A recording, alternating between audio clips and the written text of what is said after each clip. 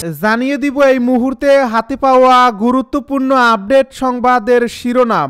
শুরুতেই থাকছে ঢাকার সাথে সম্পর্ক সহজ করতে চাইছে দিল্লি।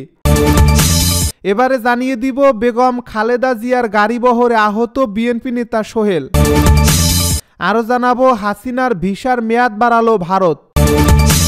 এদিকে প্রধান উপদেষ্টার সঙ্গে জামায়াত আমিরের একান্ত বৈঠক। আরও জানাবো সংসদের আগে স্থানীয় নির্বাচন চায় না বিএনপি। সব শেষে জানিয়ে দিব সীমান্তে হঠাৎ বিএসএফের কাঁটাতারের বেড়া নির্মাণ চেষ্টা, বিজিবির বাধায় বন্ধ। শুনছিলেন হাতে পাওয়া আপডেট সংবাদের শিরোনাম, এবারে বিস্তারিত। তবে তার আগে অনুরোধ রইল ভিডিওটিতে একটি লাইক দিন এবং কমেন্ট করে জানিয়ে দিন ভিডিও সম্পর্কে আপনার মূল্যবান মতামত। আরও জানিয়ে দিন ভিডিওটি কোথা থেকে দেখছেন বা কোন জেলা থেকে দেখছেন। ঢাকার সাথে সম্পর্ক সহজ করতে চাইছে দিল্লি। ছাত্র জনতার অভ্যুত্থানের মাধ্যমে ক্ষমতার পালাবদল ঘটনার পর 5 মাসের উপর কেটে গেছে। গত বছরের 5 অগাস্টের পর প্রতিবেশী ভারতের সাথে বাংলাদেশের সম্পর্কেরও দেখা গেছে নাটকীয় অবনতি, যা এখনও স্বাভাবিক হয়েছে মোটেই বলা যাবে না। গত কয়েক মাসে দেশ দুটির সরকার নিজেদের মধ্যে যে ঠিক বন্ধু প্রতিম ব্যবহার করেনি, সেটাও দিনের আলোর মতো স্পষ্ট। তা সত্ত্বেও খুব সম্প্রতি এমন কিছু কিছু লক্ষণ দুপক্ষ থেকেই দেখা যাচ্ছে, যা থেকে দিল্লিতে অন্তত কোনো পর্যবেক্ষক ধারণা করছেন যে নতুন বছরে হয়তো দ্বিপক্ষীয় সম্পর্কে একটা উন্নতির সম্ভাবনা আছে। এর কারণটা খুব সহজ, তাগিদ আছে দুপক্ষেরই।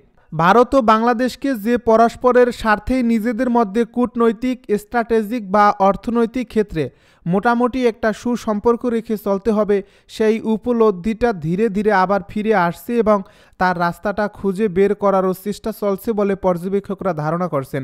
তবে তারা একই সাথে এটা স্পষ্ট করে দিচ্ছেন, ভারতের দিক থেকে এই প্রচেষ্টা হবে পুরোপুরি শর্তাধীন। অর্থাৎ ভারতের দেওয়া বিশেষ কয়েকটি শর্ত পূরণ না হলে সম্পর্ক এগিয়ে নিয়ে যাওয়ার ক্ষেত্রে দিল্লি সম্ভবত খুব একটা গরজ দেখাবে না। আর এর মধ্যে বাংলাদেশে হিন্দু তথা ধর্মীয় সংখ্যালঘুদের সুরক্ষা নিশ্চিত করা কিংবা পরবর্তী নির্বাচনে আওয়ামী লীগকে অন্তর্ভুক্ত করার মতো অতি স্পর্শকাতর বিষয় থাকতে পারে। সামরিক বা নিরাপত্তাগত স্বার্থের দিকটিও অবশ্য গুরুত্ব পাবে। ভারতের পররাষ্ট্র মন্ত্রণালয় নতুন বছরে স্পষ্ট করে দিয়েছে তারা ঠিক কোন ধরনের বাংলাদেশের সাথে ইতিবাচক ও গঠনমূলক সম্পর্ক গড়ায় আগ্রহী। মানে সম্পর্ক চুকিয়ে দেওয়াটা যে কোনো অপশন নয়, প্রকারান্তরে দিল্লিও সেটা বুঝিয়ে দিয়েছে। পাশাপাশি গত কয়েকদিনে বাংলাদেশের সেনাবাহিনীর প্রধান কিংবা অন্তর্বর্তী সরকারের উপদেষ্টাদের বক্তব্যে ভারতের সাথে সম্পর্ক নিয়ে যে ধরনের বার্তা এসেছে, সেটাকেও ভারত বেশ ইতিবাচক দৃষ্টিতেই দেখছে বলে আভাস পাওয়া যাচ্ছে। দিল্লিতে শীর্ষস্থানীয় সরকারি কর্মকর্তা ও নীতি নির্ধারকরা মনে করছেন, রাষ্ট্র হিসেবে বাংলাদেশ যে ভারত বিরোধী রোটেরিক থেকে সরে আসার ইঙ্গিত দিচ্ছে, সেটা একটা ভালো লক্ষণ, যা সুস্থ ও স্বাভাবিক সম্পর্কের পথ প্রশস্ত করতে পারে। খালেদা জিয়ার গাড়িবহরে আহত বিএনপি নেতা সোহেল।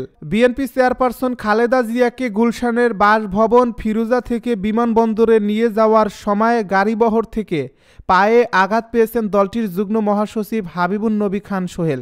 মঙ্গলবার রাতে বিএনপি চেয়ারপারসনের মিডিয়া উইংয়ের সদস্য সাইরুল কবির খান সংবাদ মাধ্যমকে বিষয়টি জানিয়েছেন। তিনি আরও জানান, গুলশান অ্যাভিনিউতে চেয়ারপারসনের গাড়ির পেছনের চাকা উঠে যায় দলের যুগ্ম মহাসচিব হাবিবুন নবী খান সোহেলের পায়ের উপর। এতে তিনি পায়ে মারাত্মক আঘাত পেয়েছেন। তাকে আগামী 2 সপ্তাহ বিশ্রামে থাকতে হবে বলে জানান সাইরুল কবির খান। হাসিনার ভিসার মেয়াদ বাড়ালো ভারত। ছাত্র জনতার গণ অভ্যুত্থানের মুখে গত বছরের 5 অগাস্ট দেশ ছেড়ে ভারতে পালিয়ে আশ্রয় নেন বাংলাদেশের সাবেক প্রধানমন্ত্রী শেখ হাসিনা। এরই মধ্যে আওয়ামী শাসন আমলে গুম ও হত্যাকাণ্ডের ঘটনায় মোট 97 জনের পাসপোর্ট বাতিল করেছে বাংলাদেশ সরকার। আর এর পরেই জানা গেল ক্ষমতাচ্যুত প্রধানমন্ত্রীর ভিসার মেয়াদ বাড়িয়েছে ভারত সরকার। ভারতীয় সংবাদ মাধ্যম হিন্দুস্তান টাইমসকে বিষয়টি সম্পর্কে অবগত করেন। কয়েকটি সূত্র জানিয়েছে, হাসিনাকে প্রত্যর্পণে ঢাকার পক্ষ থেকে ক্রমবর্ধমান চাপের মধ্যেই তার ভিসার মেয়াদ বাড়িয়েছে ভারত। নাম প্রকাশ না করে সূত্রগুলো জানিয়েছে, ভারতে অবস্থানের সুবিধার্থে সম্প্রতি বাংলাদেশের সাবেক প্রধানমন্ত্রীর ভিসা বাড়ানো হয়েছে। ভারতে শরণার্থী এবং অ্যাজাইলামের কোনো নির্দিষ্ট আইন নেই উল্লেখ করে দেশটিতে হাসিনার অ্যাজাইলাম মঞ্জুরের জল্পনা উড়িয়ে দিয়েছে সূত্রটি। বিস্তারিত উল্লেখ না করে ভারতীয় সূত্রটি আরও জানায়, ভিসার মেয়াদ বাড়ানোর পদক্ষেপটি কেন্দ্রীয় স্বরাষ্ট্র মন্ত্রণালয়ের সাথে সংশ্লিষ্ট এবং এটি করা হয় স্থানীয় ফরেনার্স রিজিওনাল রেজিস্ট্রেশন অফিসের মাধ্যমে। এদিকে মঙ্গলবার প্রধান উপদেষ্টার উপ প্রেস সচিব আবুল কালাম আজাদ মজুমদার জানিয়েছেন, গুম ও জুলাই গণহত্যার সঙ্গে জড়িত থাকায় সরকার শেখ হাসিনা সহ ৯৭ জনের পাসপোর্ট বাতিল করেছে। এর আগে গত ২৩ ডিসেম্বর শেখ হাসিনাকে দেশে ফেরাতে ভারতকে চিঠি দেয় বাংলাদেশের অন্তর্বর্তীকালীন সরকার। তবে শেখ হাসিনাকে ফেরতের বিষয়ে ভারতের পক্ষ থেকে এখনও কিছু জানানো হয়নি বলে জানিয়েছেন প্রধান উপদেষ্টার প্রেস সচিব শফিকুল আলম। প্রধান উপদেষ্টার সঙ্গে জামায়াত আমিরের একান্ত বৈঠক। অন্তর্বর্তী সরকারের প্রধান উপদেষ্টা অধ্যাপক মুহম্মদ ইউনূসের সঙ্গে একান্ত বৈঠক করেছেন জামায়াতে ইসলামীর আমির শফিকুর রহমান। রাষ্ট্রীয় অতিথি ভবন যমুনায় মঙ্গলবার সন্ধ্যায় এই বৈঠক অনুষ্ঠিত হয়। পরে রাজধানীর ফরেন সার্ভিস একাডেমিতে আয়োজিত এক সংবাদ ব্রিফিংয়ে এ বিষয়ে ব্রিফ করেন প্রধান উপদেষ্টার প্রেস সচিব শফিকুল আলম। শফিকুল আলম বলেন, সৌহার্দ্যপূর্ণ পরিবেশে আয়োজিত এ বৈঠকে নির্বাচন, দুর্নীতি, অর্থনৈতিক চ্যালেঞ্জ ও জাতীয় ঐক্য প্রতিষ্ঠার লক্ষ্যে করণীয় বিভিন্ন বিষয় নিয়ে আলোচনা হয়। প্রধান উপদেষ্টার প্রেস সচিব বলেন, বর্ধিত সময়সীমার সঙ্গে সামঞ্জস্য রেখে ৬টি সংস্কার কমিশনের মধ্যে ৫টি ১৫ জানুয়ারির মধ্যে তাদের প্রতিবেদন জমা দেবে বলে আশা করছে সরকার। এই ৬টি কমিশন হল বদিউল আলম মজুমদারের নেতৃত্বাধীন নির্বাচন ব্যবস্থা সংস্কার কমিশন, সফররাজ হোসেনের নেতৃত্বাধীন পুলিশ প্রশাসন সংস্কার কমিশন, বিচারপতি শাহ আবু নাঈম মমিনুর রহমানের নেতৃত্বাধীন বিচার বিভাগীয় সংস্কার কমিশন। সংসদের আগে স্থানীয় নির্বাচন চায় না বিএনপি। বর্তমান অন্তর্বর্তীকালীন সরকারের অধীনে স্থানীয় সরকার নির্বাচন চায় না বিএনপি। দলটির অভিমত, বিদ্যমান রাজনৈতিক পরিস্থিতির আলোকে জন আকাঙ্ক্ষাকে প্রাধান্য দিয়ে এখন সরকারের উচিত জাতীয় নির্বাচনের দিকে ফোকাস করা।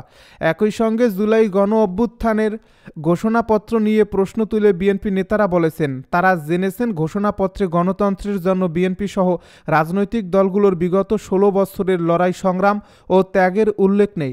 তাই সরকারি উদ্যোগের আসন্ন ডিক্লারেশনে এ বিষয়টির অন্তর্ভুক্তিতে এখন থেকে সোচ্চার হওয়ার সিদ্ধান্ত নিয়েছে দলটি। সোমবার রাজধানীর গুলশানে চেয়ারপারসনের রাজনৈতিক কার্যালয়ে অনুষ্ঠিত বিএনপির স্থায়ী কমিটির বৈঠকে দলটির নেতারা এমন অভিমত দেন। রাত ৯:৩০ থেকে ১১:৩০ পর্যন্ত ২ ঘণ্টা ব্যাপী এই বৈঠক হয়। লন্ডন থেকে বৈঠকে ভার্চুয়ালি সংযুক্ত হয়ে সভাপতিত্ব করেন দলের ভারপ্রাপ্ত চেয়ারম্যান তারেক রহমান। বৈঠকে মোটা দাগে ৩টি বিষয়ে আলোচনা হয়েছে বলে জানা গেছে। গত ৬ জানুয়ারি রাজধানীতে গণমাধ্যম কর্মীদের সঙ্গে মত বিনিময় করে স্থানীয় সরকার সংস্কার কমিশন। সেখানে কমিশনের প্রধান অধ্যাপক তোফায়েল আহমেদ বলেন, জাতীয় পর্যায়ে সংসদ নির্বাচন নিয়ে আলোচনা হলেও ঢাকার বাইরে মানুষের মতামতে স্থানীয় সরকার নির্বাচন প্রাধান্য পাচ্ছে। রাজনৈতিক দলগুলোর স্থানীয় পর্যায়ের নেতাদের মধ্যেও এ মতামত আছে। ঢাকার বাইরে মত বিনিময় করতে গিয়ে স্থানীয় সরকার সংস্কার কমিশন এ চিত্র পাচ্ছে।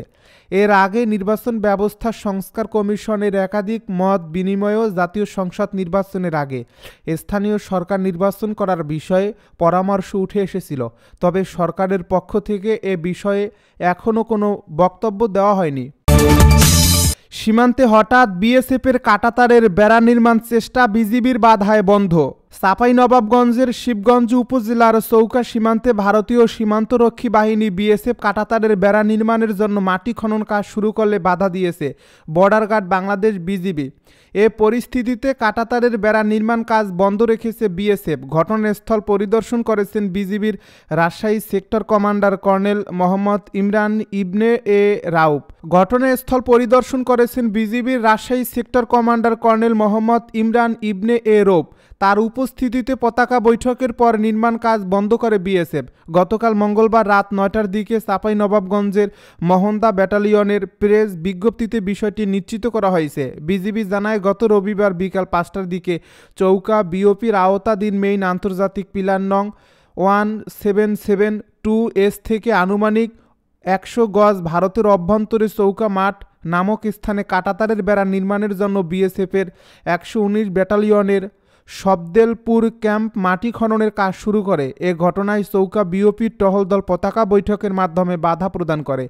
তবে এরই ধারাবাহিকতায় গতকাল মঙ্গলবার সকাল 11টার দিকে বিএসএফ কাঁটাতারের বেড়া নির্মাণের জন্য পুনরায় মাটি খনন শুরু করে। এ ঘটনায় বিজিবি তাৎক্ষণিক বাধা প্রদান করলেও বিএসএফ স্থানীয় জনসাধারণের সহায়তায় কাজ অব্যাহত রাখে ও অতিরিক্ত বিএসএফ সদস্য মোতায়েন করে।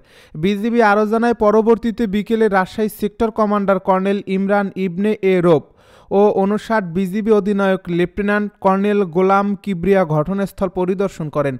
তাৎক্ষণিক বিএসএফ স্টাফ অফিসারের সঙ্গে বিজিবি কর্মকর্তাদের পতাকা বৈঠক অনুষ্ঠিত হয়। এ বৈঠকের পর বিএসএফ তাদের অতিরিক্ত সৈন্য প্রত্যাহার করে, বেসামরিক ব্যক্তিদের সরিয়ে নেয় এবং কাঁটাতারের বেড়া নির্মাণ কাজ বন্ধ রাখে।